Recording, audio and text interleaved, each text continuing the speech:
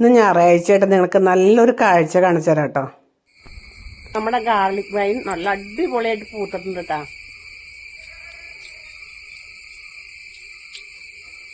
നോക്കിയേ എന്തൊരു ഭംഗിയാന്ന് നോക്കിക്കേ.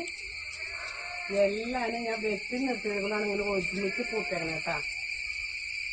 ഒത്തിരി ഉണ്ട് കേട്ടോ ഇങ്ങനെ കൊല കൊലയായിട്ട് പൂത്തേക്കാണ്.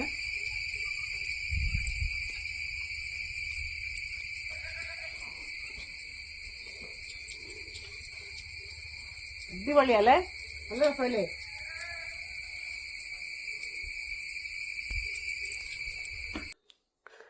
ശരിക്കും പറഞ്ഞ ഒരു ക്രീപ്പർ പ്ലാന്റ് ആണ് കേട്ടോ ഇത്. ഇതിന്റെ പൂക്കൾക്കും ഇലയ്ക്കും തണ്ടിനൊക്കെ വെളുത്തുള്ളിയുടെ മണമുണ്ട് കേട്ടോ. അതുകൊണ്ട് തന്നെ പാമ്പുകൾ വരാൻ സാധ്യത വളരെ കുറവാണ്.